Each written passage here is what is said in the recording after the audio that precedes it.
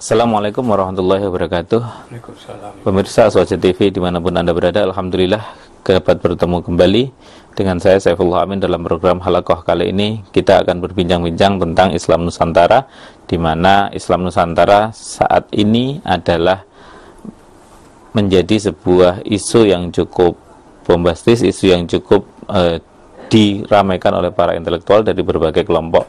Di antaranya adalah kelompok-kelompok anak muda NU dan juga NU secara umum, termasuk juga kelompok akademisi baik yang berlatar belakang NU maupun berlatar belakang non-NU. Telah ada bersama kami Bapak Kiai Haji Agus Sunyoto. Assalamualaikum Pak Kiai.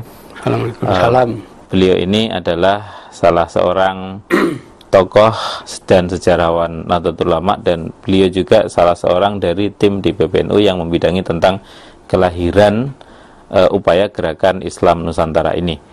Mungkin bisa dijelaskan kepada para masyarakat dan khususnya pemirsa Aswaja TV tentang apa dan mengapa Islam Nusantara ini kembali dimunculkan ke permukaan sebagai sebuah diskusi intelektual. Ya. Assalamualaikum warahmatullahi wabarakatuh. Islam Nusantara itu adalah salah satu sebutan ya dari realitas sosial amaliyah agama Islam yang diwarisi dari ajaran Wali Songo zaman dulu. Ya, itu nanti macam-macam namanya. Ya. Jadi Wali Songo itu dalam dakwah Islam, ya, kita anggap dalam sejarah yang paling berhasil. Kenapa? 800 tahun Islam nggak bisa diterima di sini. Tapi sejak munculnya Wali Songo, Islam meluas, ya, disebarkan sampai ke pelosok-pelosok dan dianut oleh masyarakat. Kenapa? Dengan pendekatan-pendekatan itu. Seperti yang pernah saya jelaskan, bagaimana tugasnya Siti Jenar, tugas Sunan Bonang, itu menghasilkan sebuah ajaran ya, yang secara baku dianut oleh masyarakat, tidak bisa lepas. Ya, seperti selamatan itu menjadi identitas masyarakat tradisional di sini yang mewarisi Wali Songo itu. Ya. Nanti ada menyebarkan pandangan-pandangan Islam melalui wayang misalnya. Itu dijelaskan dan seterusnya. Kenapa? Wali Songo yang ngajarkan. Melalui tembang, melalui siiran, mocopat dan seterusnya.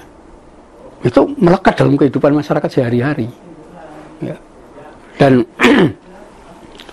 sejak Wali Songo dan penerus-penerus Wali Songo yang mewariskan ajaran itu, tidak pernah ada masalah. Ya dijalankan begitu saja. Masalah baru muncul ketika seorang sosiolog Belanda namanya Christian Schunck-Hurgronje. Ya. Dia pernah tinggal di Mekah lama, ya, dan kemudian meneliti Islam, lalu di Indonesia waktu itu namanya Hindia Belanda. Dia mengamati secara sosiologis masyarakat di Aceh, Jawa, dan dia punya kesimpulan Islam di Nusantara ini, ya, di Hindia Belanda, ya, di Indonesia itu hanya permukaan, dalamnya bukan Islam. Kenapa? Dia mendapati segala amal yang dilakukan orang Islam di Indonesia tidak bisa dipahami sama dia. Karena yang selama ini dia pahami adalah Islam di Timur Tengah.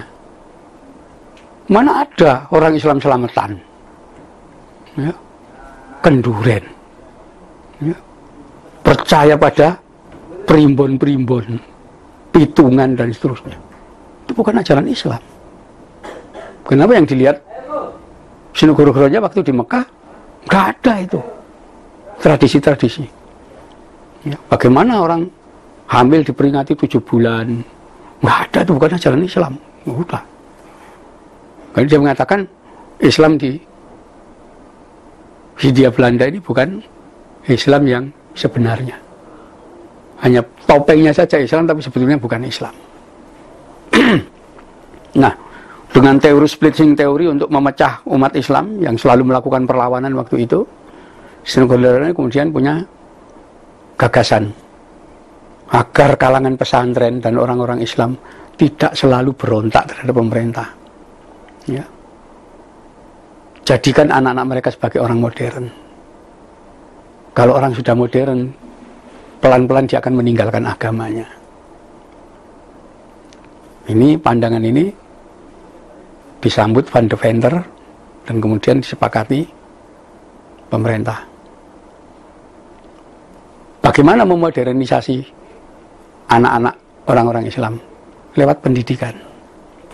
Ya, ini yang tahun 1901 ditetapkan politik etis, dibukalah sekolah di Hindia Belanda ini.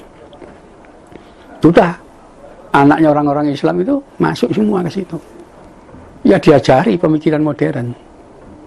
Ya, bahwa pandangan paradigmatik tentang modern sebagaimana yang ditetapkan Auguste Comte, ya, orang modern adalah orang yang berbicara soal fakta, tidak mempercayai hal-hal di luar fakta.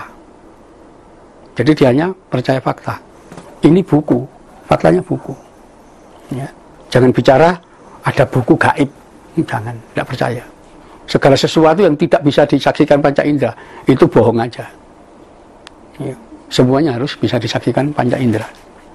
Dan itu agama macam-macam dianggap khayalan manusia.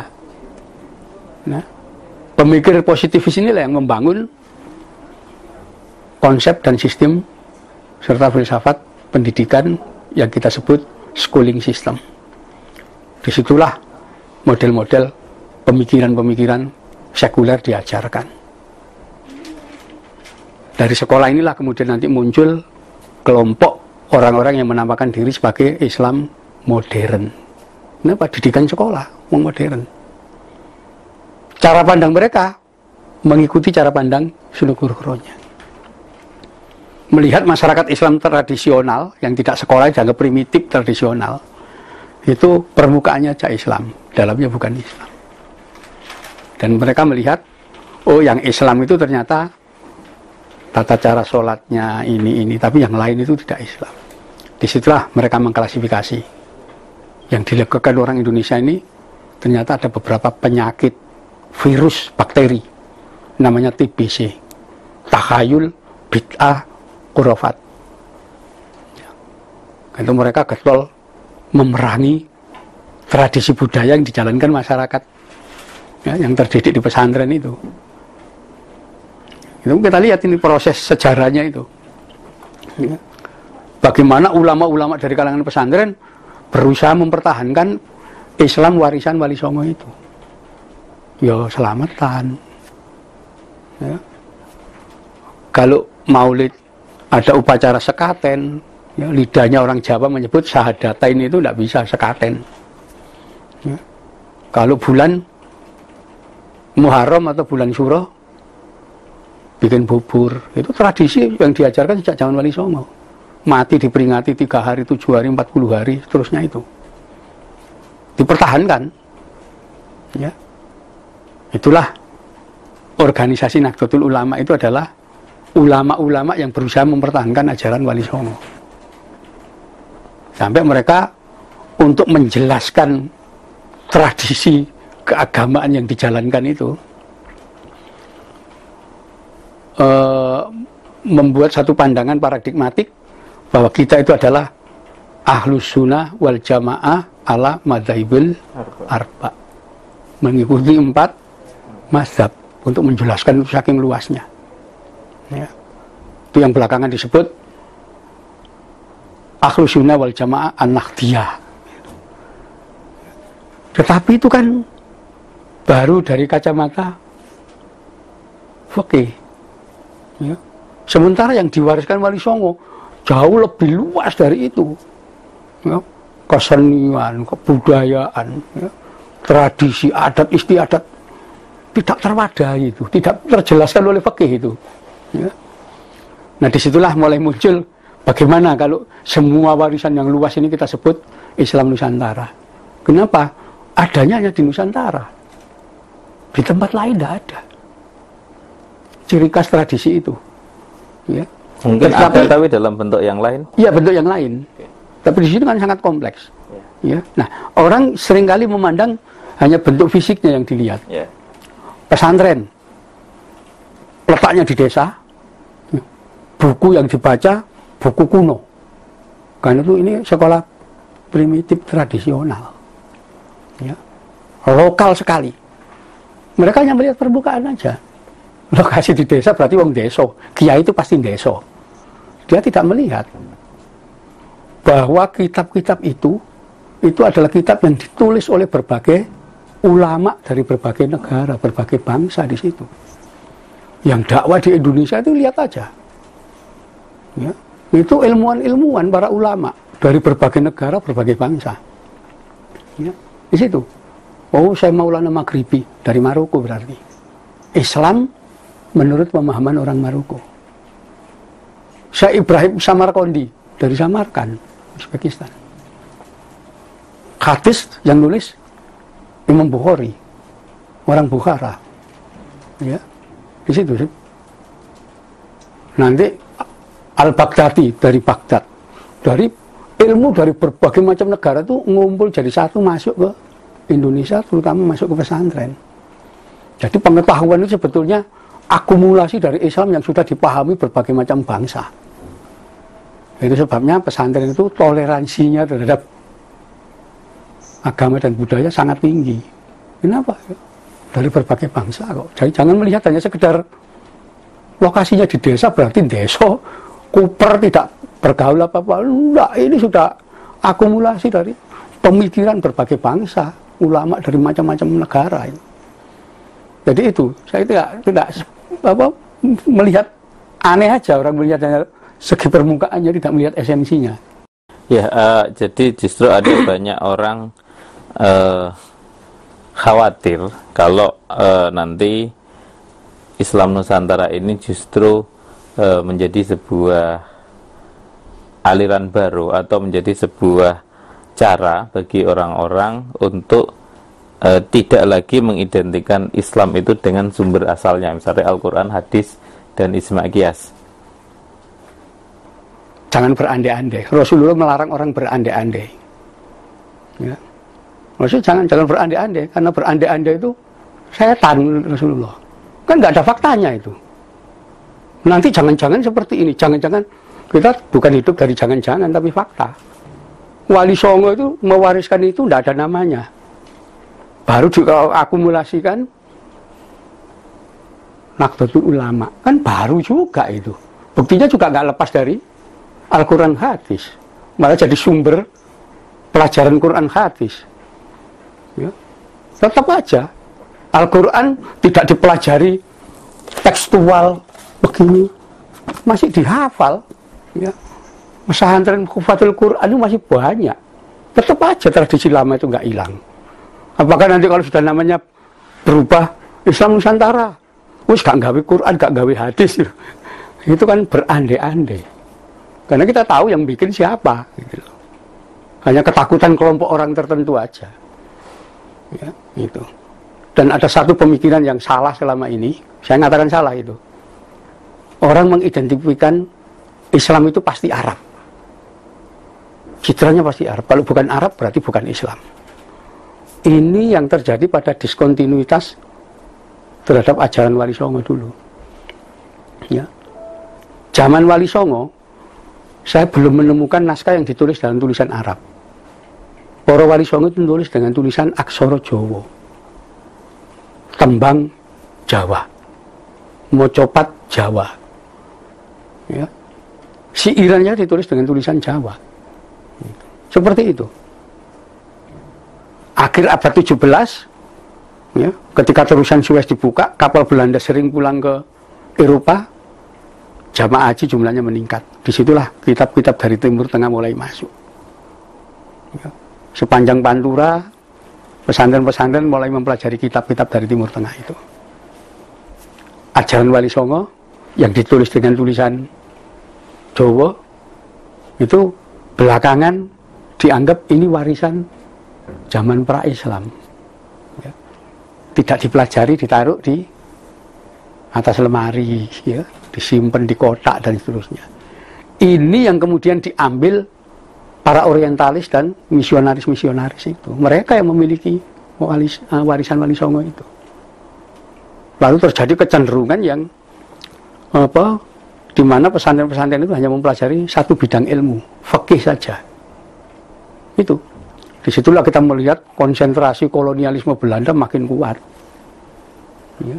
Pengetahuan yang diajarkan Wali Songo, teknik metalurgi, ngecor meriem, membuat senapan macam-macam, gak berlanjut.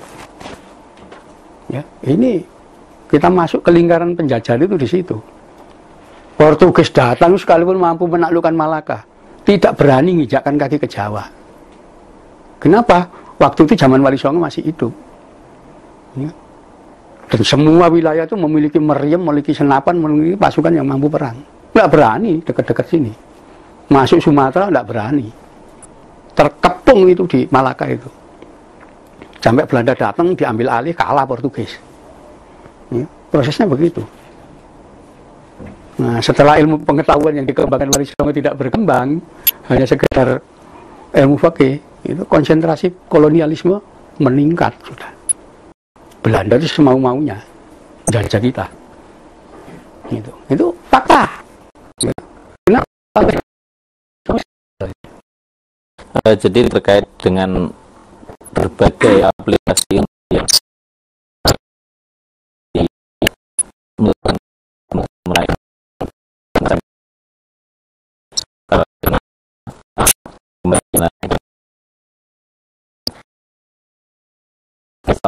itu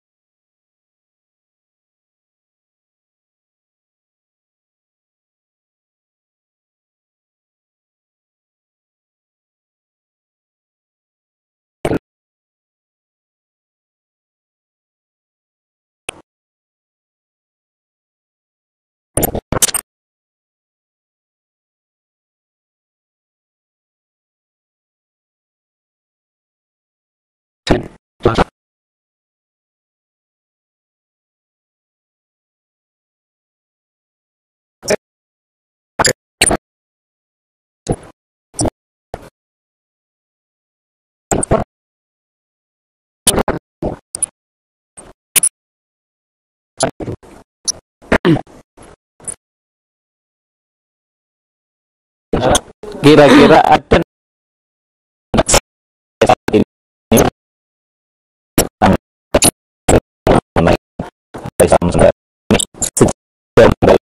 yang diprediksi akan ada upaya mengembalikan citra dan semangat Wali Songo ke dalam bangsa ini.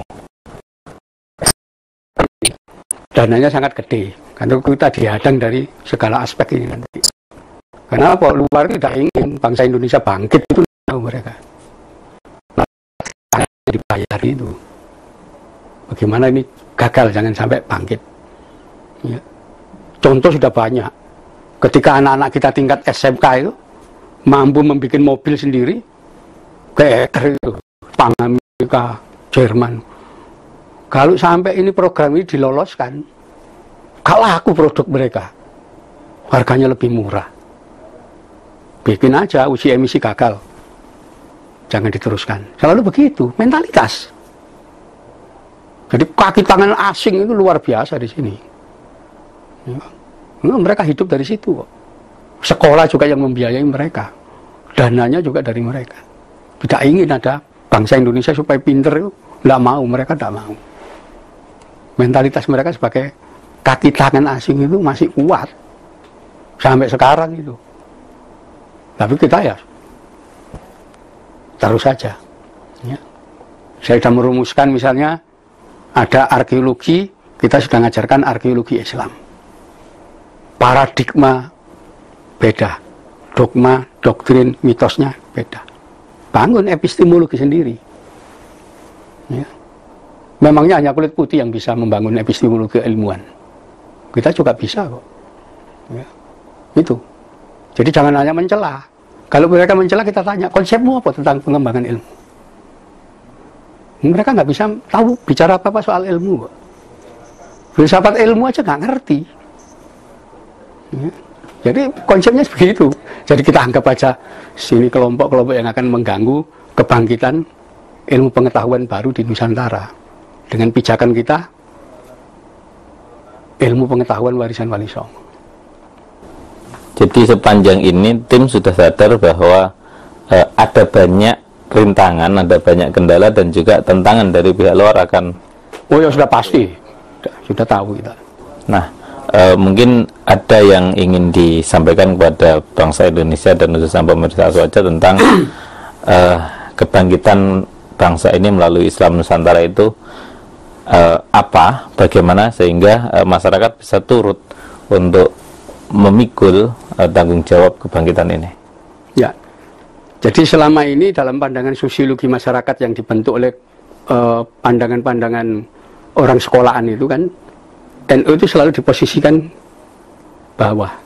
Kenapa? Karena tidak sekolah, pesantren. Nah, kita katakan tidak seperti itu. Kita nanti akan membuktikan bahwa ada ilmu pengetahuan yang tumbuh di sini.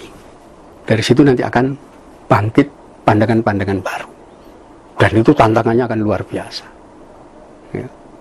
Satu sudut pandang misalnya, dengan pandangan kacamata Islam Nusantara yang kita rintis pengetahuannya itu, kita punya sudut pandang bahwa proklamasi kemerdekaan 17 Agustus 1945 itu sebetulnya adalah proklamasi kemerdekaan kita dalam bidang sosial politik.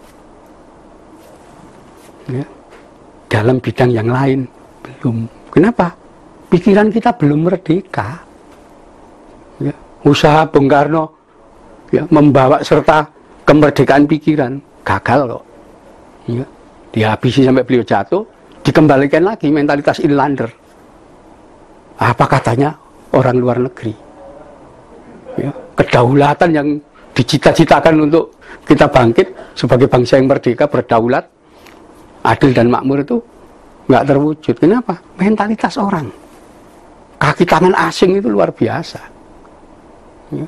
Nah, karena itu lewat pandangan yang kita cakup dalam Islam Nusantara, kita tekankan, kita harus mulai bangkit.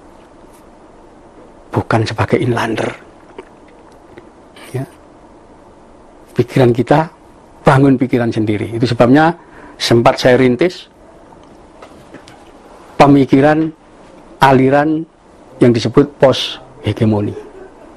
Ya. Kenapa? Karena selama ini kita sudah dihegemoni oleh paham-paham pengetahuan ya, dalam segala aspek oleh Barat.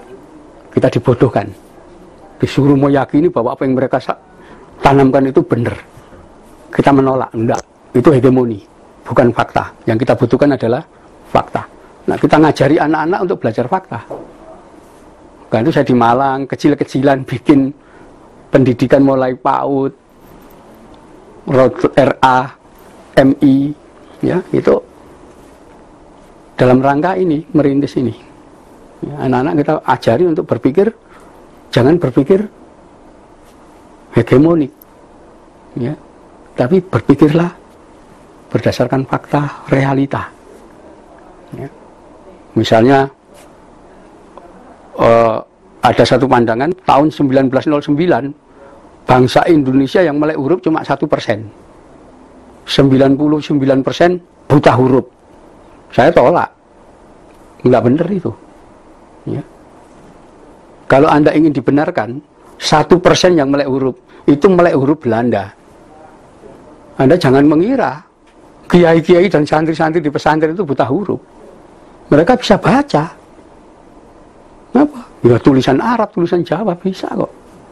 Kenapa kita dikesankan seolah-olah buta hurufnya 99%? Kan bodoh kita gitu loh. Enggak. Mereka bisa. Hanya karena apa? Belanda punya aturan. Kalau tidak bisa membaca tulisan Belanda, berarti anggap aja buta huruf.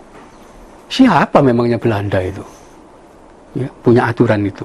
Dan konyolnya kita setuju bahwa masa itu kita memang buta huruf semua. Enggak, para kiai bisa baca tulisan Arab, ya. Ronggo Warsito bisa baca tulisan Jawa. Iya. Saya kira itu harus kita lurusan semua. Jadi yang menurut saya yang terpenting tadi adalah bagaimana masing-masing sebagai contoh Pak Kiai sendiri mencontohkan bahwa membuat sebuah pendidikan. Jadi kalau setiap individu di Indonesia ini dari ujung Sabang sampai Merauke itu memiliki kemandirian di dalam pendidikannya untuk dunia pendidikan dan juga di dalam industri menengah, industri juga tingkat-tingkat daerah itu bisa berdiri dengan mandiri, kira-kira itu akan membuat lebih cepat tercapai gitu. Ya, saya kira itu. Ya, memang kita harus mandiri, tidak selalu dihegemoni. Pemerintah selain itu terlalu menghegemoni. Ya, artinya Islam Nusantara ini adalah gerakan yang bukan hanya tertuju pada titik wacana agama, wacana budaya, dan wacana pemikiran sosial saja. Tidak. Targetnya kita memang ilmu pengetahuan ke depan. Ya, orang Indonesia itu pinter-pinter loh. Ya, kita jangan meremehkan. Kita selalu menganggap pribumi itu ya, terbelakang. Kalau bersaing dengan orang lain mesti kalah. Faktanya tidak begitu. Fakta itu menunjukkan setiap kali ada olimpiade matematika yang muncul anak-anak pribumi kita. Mana itu anak-anak kulit putih dari Jerman yang menang itu? Mana yang dari Amerika? Kenapa anak Indonesia yang muncul? Olimpiade fisika, kenapa anak-anak kita yang muncul? Itu kan kualitas anak kita tuh tidak seperti yang digambarkan itu, bahwa kita tuh inlander bodoh, males, yang digambarkan Belanda itu begitu. Enggak, kualitas orang Indonesia ini. Peradaban kita zaman kuno kita lihat aja. Abad-abad itu kita sudah mampu bikin kapal ukuran besar, ya, membuat candi-candi seperti itu. Kalau tidak peradabannya besar, mana ada? Eropa masa Borobudur dibikin nomaden, masih pindah orang Burgundi, orang Goth, Visigoth, Frankia, masih perang satu sama lain. Belum ada kota, kenapa? Nomaden kok pindah-pindah dari satu tempat ke tempat lain. Kita sudah punya peradaban. Artinya orang kita lebih pintar sebetulnya. Ya. Kenapa harus dianggap bodoh, tidak yakin diri? Ya, itu harus kita bangkitkan. Ya, bahwa kita tidak seperti yang mereka bayangkan. Gitu. Nah, itu saya yakin kalau orang Indonesia itu sadar bahwa mereka ras yang unggul, nggak bakal mereka ya, merendahkan diri dengan menjadi kaki tangan asing itu. Berapa sih penghasilan mereka dari itu? Tapi tidak ada perubahan sama sekali bagi bangsa ini. Saya kira itu. Jadi memang resikonya besar kita merintis ini. Oke. Para pemirsa dimanapun Anda berada, panjang dan lebar sudah kita ikuti bersama tentang paparan Islam Nusantara beserta dengan kendala, visi misi dan juga apa yang mesti dilakukan oleh bangsa kita dari tingkat individu-individunya sehingga nanti bangsa ini tumbuh menjadi sebuah bangsa yang mandiri, bangsa yang unggul dan bangsa yang menang dan dapat sejajar berdiri bermartabat dibanding dengan bangsa-bangsa yang lainnya. Sampai di sini perjumpaan kita. Saya Saifullah Amin dan Bapak Kiai Haji Agus Sunyoto undur diri. Wallahul muwaffiq ila aqwamit thoriq. Terima kasih atas segala perhatian. Mohon maaf segala kurangan. Walafu minkum. Wassalamualaikum warahmatullahi wabarakatuh. Waalaikumsalam warahmatullahi wabarakatuh.